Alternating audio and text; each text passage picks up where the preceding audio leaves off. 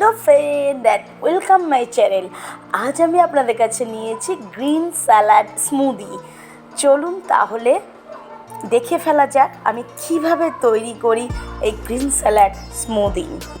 Green salad smoothie আমি কিছু fruit এবং কিছু ভেজ দিয়ে তৈরি করেছি।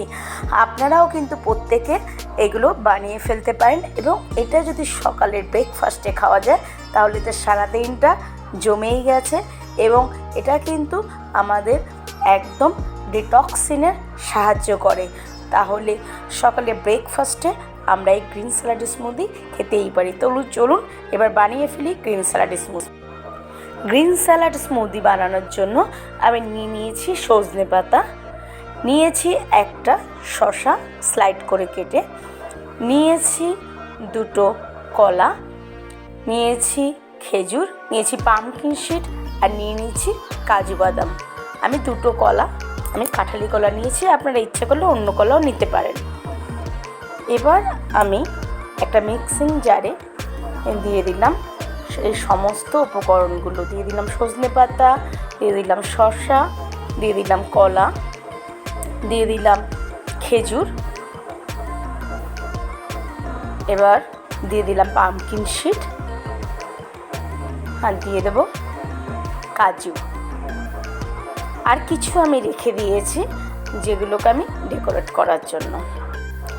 এবার এটাকে একটা ভালো স্মুদি পেস্ট বানানোর জন্য আমি নিয়েছি দুধ, 1 কাপ পরিমাপে দুধ নিয়েছি। দেখুন একটা সুন্দর গ্রিন পেস্ট তৈরি হয়েছে।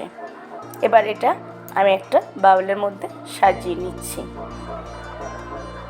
তাহলে আমার এই গ্রিন স্যালাড স্মুদি কেমন লাগলো অবশ্যই কিন্তু আমাকে কমেন্ট করতে ভুলবেন না। আর আমার চ্যানেলে যদি নতুন বন্ধু হন তাহলে অবশ্যই চ্যানেলটিকে সাবস্ক্রাইব করে রাখবেন।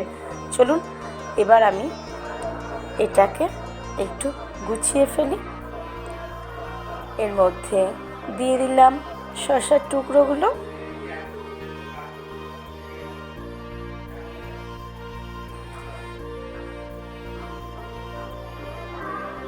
দিয়ে দিলাম কলা,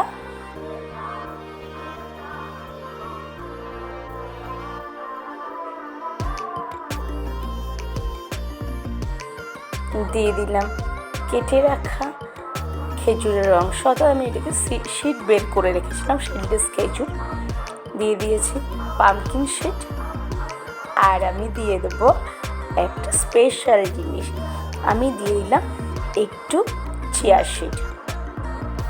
আপনারা না থাকলে চিয়া সিডটাকে অ্যাভয়েড করতে পারেন। আমার এই স্মুদিটা তাহলে কেমন হয়েছে চলুন বাড়িতে আপনারাও ঝটপট করে বানিয়ে ফেলুন গ্রিন স্যালাড স্মুদি।